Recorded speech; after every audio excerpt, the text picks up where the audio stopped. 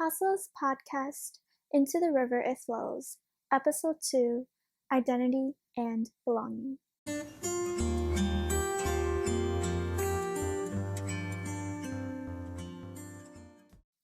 Today's guests are Jacob Vang and Kaleb Vang. They are currently both seniors at the University of Wisconsin from Wausau, Wisconsin, and are the oldest out of 4.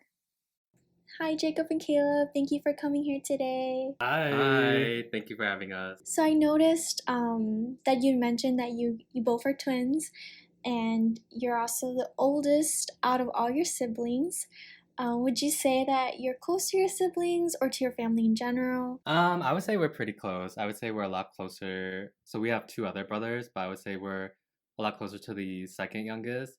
Like we always like dub him as like the triplet because he always like hangs with us. So I think our youngest brother, he's 8 years younger than us. So after we went off to college and like high school, we like stopped seeing each other a lot. So I guess we're not as close as with him. Yeah, I would agree. Would you say that your family is pretty traditional, or is it more like a modern household? I think it's more modern. I feel like honestly, yeah, I feel like because we don't really um practice many like Hmong traditions. I feel like it's mostly I feel like our grandparents are very traditional still, but like everybody else is yeah. not as traditional. Mhm. Like some of our aunts and uncles, I mean, they still do some cultural thingies, but like I don't feel like they're as traditional as our grandparents are. Do you think that you were able to often visit your mom's side of the family, or was it just like a once in a while kind of thing? I think when we were younger, I think our mom always tried to make us go at least like once or twice a year and go visit them. I think recently, just because of like college and like it's hard to like get off for a long period of time when it's not breaks, and like just having jobs and stuff, it's like getting a lot more difficult to like coordinate a whole family like vacay to Alabama. So I feel like when we were younger, yeah, we definitely visit them a lot. Mm-hmm. How would you say that Alabama is like different from Wisconsin, like in terms of like scenery or location wise? It's definitely a lot warmer. Um, the bugs are bigger.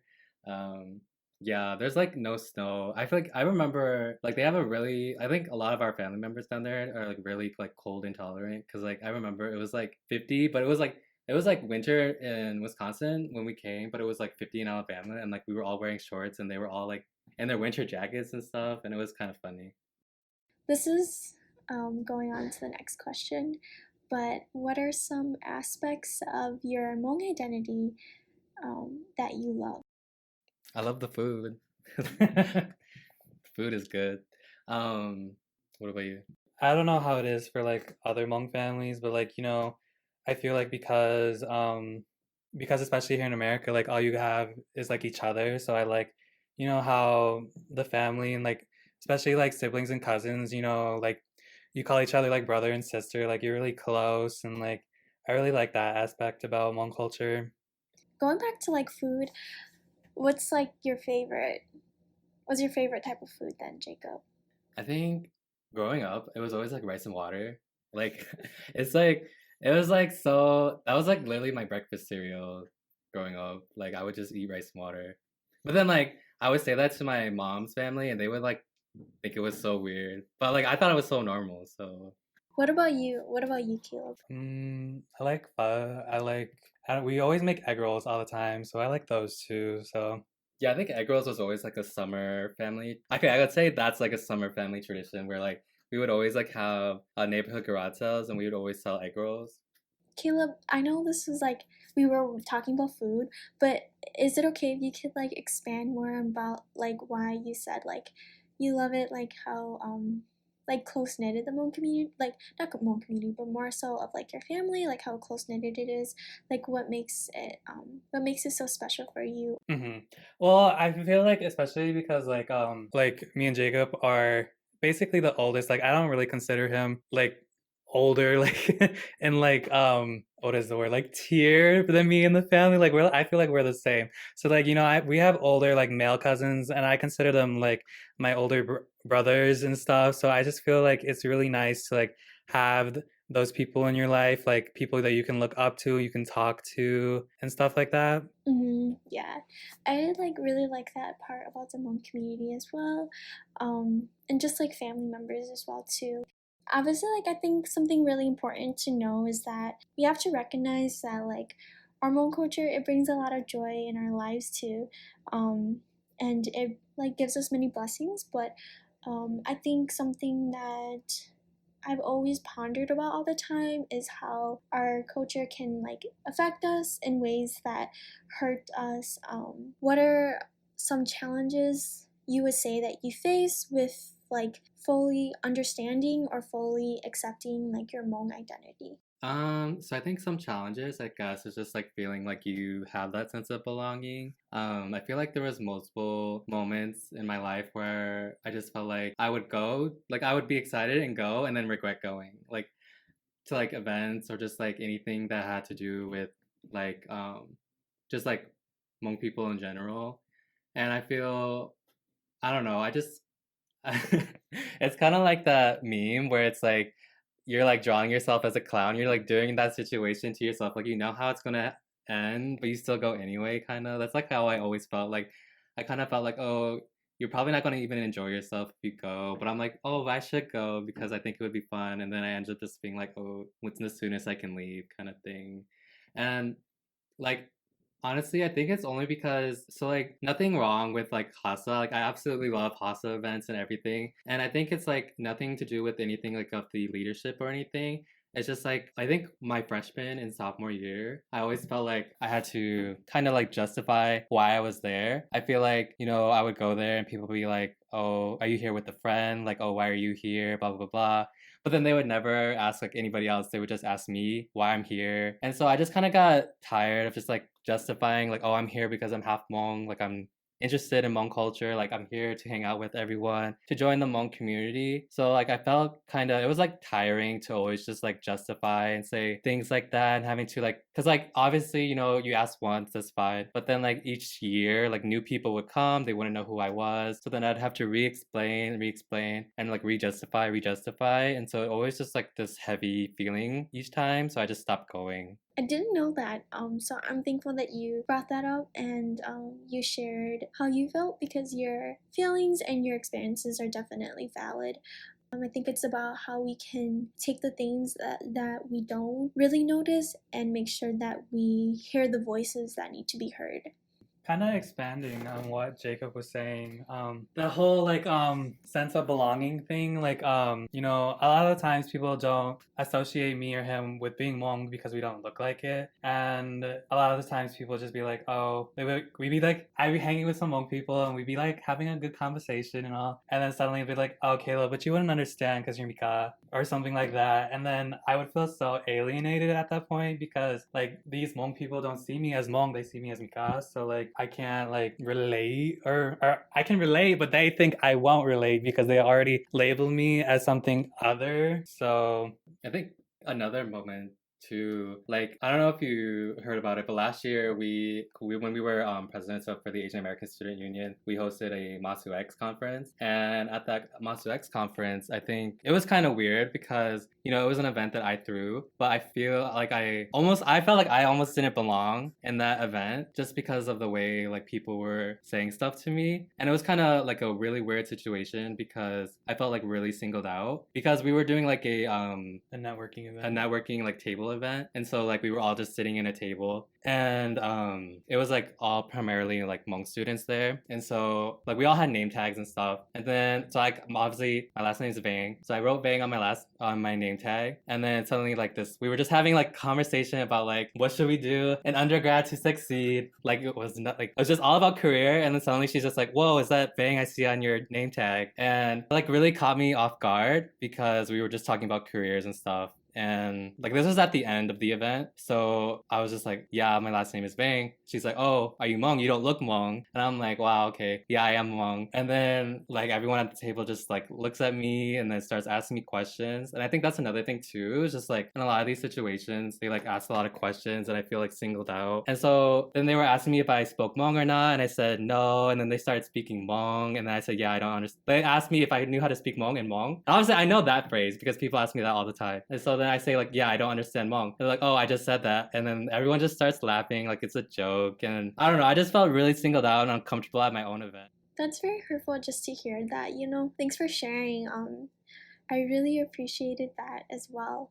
Is there anything else that you guys would like to share? Coming to Madison, one of the main reasons why me and Jacob chose to come to Madison was because they had a Hmong language class, and I thought that was really cool because, growing up, my dad always worked, so we didn't have the opportunity to speak Hmong in our household and stuff, and so I thought it would be cool to learn Hmong because as I was saying before, like I felt like because people always referred to me as Mika, like I felt like there was this wall between us, and I felt like to get over this wall, I'm like a way I could do that was to learn how to speak Hmong. So I wanted to do that. So we came to Madison, and it's like unfortunate, but it just didn't end up being what I wanted it to be. To expand on that, I don't. Did you take Hmong one or no here? It was Hmong too. I didn't take Hmong language at all. Okay, so basically they teach folk tales in Hmong, and there's this one folk tale that traumatized me. I don't know if you heard about it. It's about basically birds and mice and how a bat came to be. I don't think I've heard about it. So basically, how it goes is that there was the bird clan or whatever, and they were beautiful. They had beautiful wings, beautiful coloring. And then there was the mice rat clan. They had paws. They had really nice fur. They lived on the ground. One day, this rat fell in love with this bird, and then they had children together, and it made a bat. Or it made two bats, and basically the parents died, and then so there was nobody to take care of the bats. So the bats thought, we have family, so let's go see if they'll take care of us. So they go to the bird clan, and the bird clan is like, you're not one of us. You have wings like us, but you have fur, not feathers. And so then, discouraged, but still wanting a family, the bats went to the rat clan, and they're like, they said to the bats, you have fur like us, but you have wings, and you're not one of us, so you can't live here. And so because they said how ugly the bats were, the bats decided to live in the forest where it was dark, and they lived there forever because they were ashamed of what they looked like. And then afterwards, the teacher was like, yeah, this is the story that they told Hmong people to make sure you don't marry outside of your race. And I was like, oh my God. That was very shocking. Yeah, because I remember when that story, after the story was presented, I literally looked back at Caleb and I'm like, oh my God, we're bats. I was just like, wow, we're bats, Caleb. So I think that story was very traumatizing to both of us. I don't know, it just made it was really off-putting that day and for the class. Yeah, and then after that, I wasn't feeling the language class anymore after that moment, especially because in the language class they do a big festival or whatever at the end, and they wanted to put on a play, and I was in a group who was doing the play part, and they wanted to do the bat story, and I was like, why? But we ended up not doing the bat story, not because it's a very hurtful story, but because we didn't have enough people. So that was also kind of disappointing in the class. So I ended up not continuing the language class because I wasn't feeling it anymore. If I'm correct, did you guys join HASA your freshman year? Yep, so we joined freshman year. I think we started dropping off sophomore year. I think honestly, I was just really traumatized from that folklore story and all of the things that I was just saying previously, that I kind of just wanted to exit myself out of the Hmong community on campus. And because I felt I don't know, all those little situations, how it's just microaggressions, but microaggressions add up to be so much on you that I kind of felt my mental health was just taking a severe turn freshman year. So I felt I think extracurricular activities, I just kind of chose HASA to not go to. And I feel part of the reason why I absolutely love AACU, the Asian American Student Union, was because when I was there, I didn't feel I had to, how I said before, I had to validate my existence in HASA spaces sometimes. But AACU, I never felt like that. I always felt I belonged. I felt everyone was there just to have community. That was yeah, my perspective.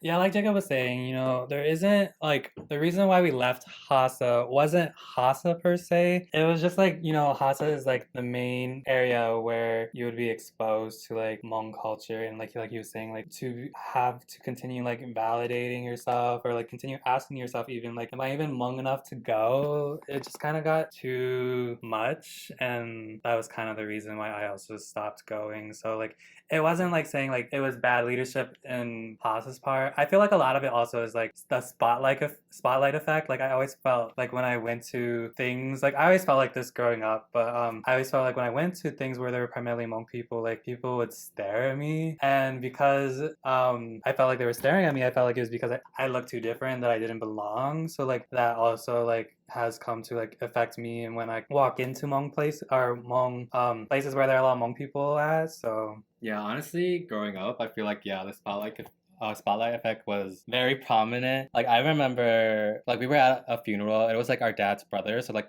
our direct uncle. It was his funeral, and people were staring at me and asking me like why I was there, and I'm like, bro, I don't even know who you are. Why are you here? Like that's my uncle. Like I have no idea who you are. Like you're not direct family, but you're asking me why I'm here. So like that kind of felt really off-putting too. Like just like people didn't think I belonged at my own uncle's funeral.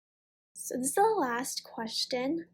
What makes being both like Hmong and like white beautiful for you too? And what's something that you wish people would know? this is a really hard question because, like, I'm not gonna lie, it's not, in a perfect world, it would be like best of both worlds. Like, but sometimes I feel like it really isn't. Yeah, because like I remember in freshman year we had to write a paper about something that we went through, and I was talking about my biracialness, and I was talking about how being like two halves doesn't always make you feel like you're a one whole. And I was like, it's like a combination of like half a square and half a circle, and I'm like this new shape like that doesn't fit in any slot and doesn't fit in like a certain category. I was saying like in this paper, I was saying in one particular paragraph I was writing about, I was at an uncle's house and I was really into like learning about Hmong culture at that time, and I checked out this book from the public library, and it was talking about people's lives back in Thailand and like traditions they did and stuff like that. And I was reading it at his house, and then he sat across from me on his couch, and out of nowhere he's just like, "Are you white or are you Hmong?" And I was like, I didn't know how to answer that. And, before I could answer, he's like, "Are you mud?" And I was like, "What is that supposed to mean?" Like I was writing like in my paper, I'm like, I was thinking like, why would he ask me if I'm mud? Like that's what, like I guess you could say that's water and dirt mixed together, that's two halves. But I'm like, but mud is like dirty and like people don't want it on them or be next to them. So I'm like, why would he compare me to mud? And that still sticks to me today. Like I think about that sometimes, like why did he ask me if I was white or Hmong, and then he asked me if I was mud? Like I don't know. Yeah, and I don't want to end this podcast be like so negative. Like there's so many negative things about the Hmong community and all that. No, I don't want to end it like saying, just like listing examples of like things that have happened to me. Like I feel like there are definitely positives. Like I remember there was a moment, like I don't know what specific event it was, but it was like I don't know what they call it, but basically, it was that Hmong dinner that they have at Sohi. I went in sophomore year, and they were asking questions like this, and at the very end they asked a question, something about how does being Hmong affect something about you during college or something. I don't know what like a specific question was, but I was kind of answering it like using some of these examples, like coming to college has made me like because before I was saying like all these like experiences I used to never really talk about them, and I used to just lock them in my head and stuff, and like because of things like the language class or like having to like validate myself, like these things just kept reoccurring. So I'm like I kept having to think about those things, and I was just saying that to the group about these experiences that I experienced.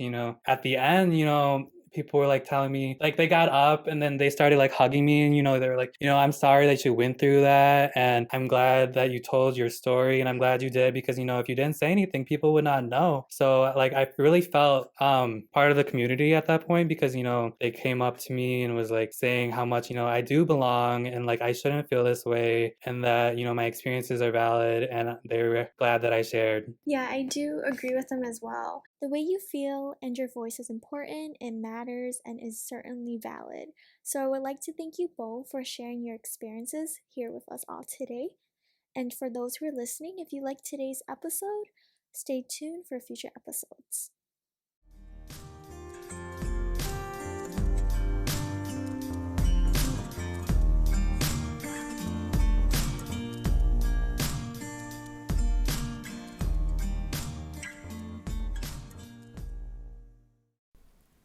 We would like to thank Anchor.fm as well as Audacity for making our podcast possible.